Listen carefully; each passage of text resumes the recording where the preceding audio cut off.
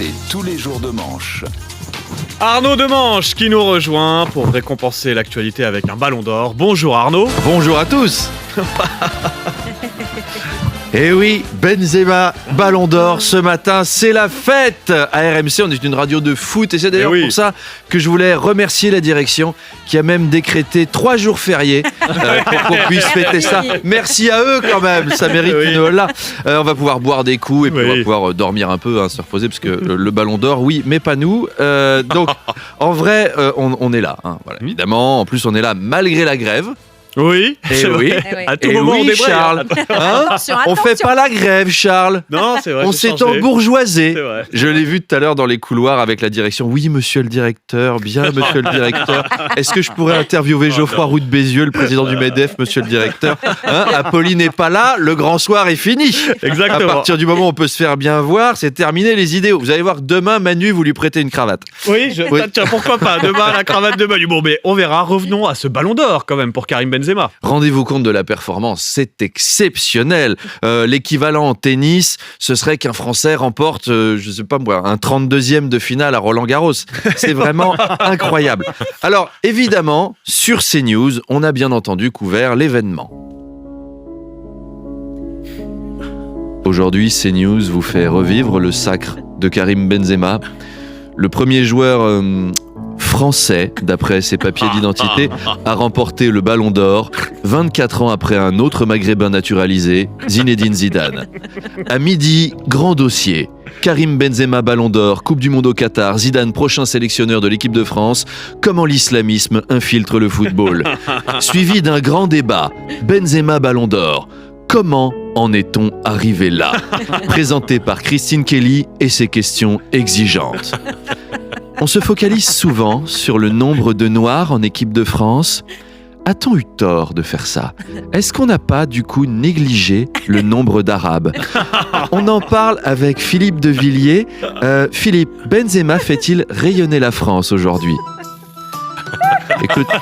Écoutez, je ne pense pas. Déjà, s'il voulait faire rayonner la France, il se serait appelé autrement. Jean-Karim du Benzema ou quelque chose du genre. Et posons-nous la question plus largement.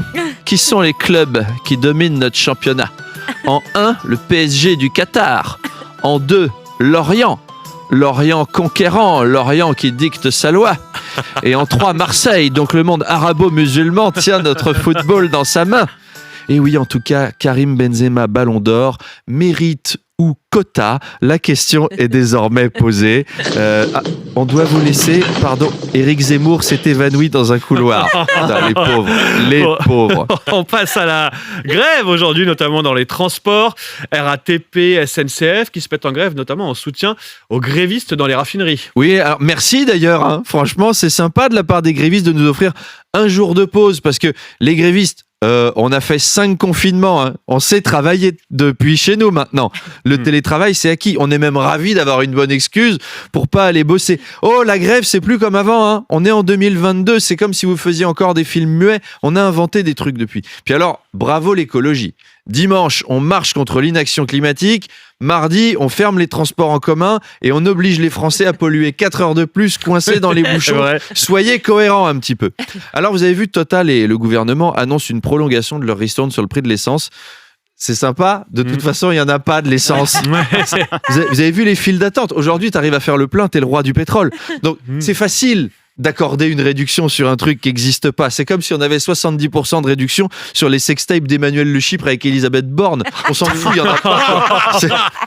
Tiens, puisqu'on parle d'Emmanuel Le Chypre, une info réjouissante qu'il nous a donnée la semaine dernière, avec l'augmentation des prix de l'énergie, se faire incinérer va coûter environ 35% plus cher dans les 2 années qui viennent. Super. Déjà que c'est cher de vivre, maintenant c'est cher de mourir.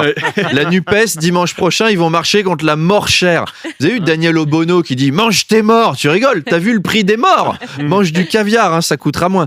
Ça va changer l'ambiance dans les EHPAD en tout cas, parce que c'est un investissement. Maintenant, les gens vont aller en soins palliatifs en disant « Tiens encore le coup, on n'a pas les moyens là, on veut partir en Guadeloupe cet été, alors accroche-toi papy ». Bah au moins ils vont s'occuper de leurs vieux. Voilà, ils vont être encore plus chouchoutés, nos anciens. On va leur mettre des Duracell en suppositoire. Allez mamie, on dure encore un peu. Le prix des cercueils a augmenté aussi. Comment on va faire maintenant? Je vois d'ici les scientifiques discuter entre eux, un peu cyniques. Bah, après tout, quand on meurt, on dégage du gaz, hein, c'est naturel. On a une pénurie d'énergie. Il y a peut-être un truc à faire. Qu'est-ce qu'ils vont pas inventer, les scientifiques ? Et dis donc, Jamy, aujourd'hui, on va tester une voiture qui roule au gaz de personnes décédées, Jamy. C'est très écologique et ça permet de faire des économies, Jamy. Tu mets mamie dans le coffre, allez hop, on tourne la clé de contact et c'est parti. Avec une seule mamie, je peux rouler environ 500 km, Jamy. Merci mamie, Jamy. Une initiative qui va faire du bruit au salon de l'auto.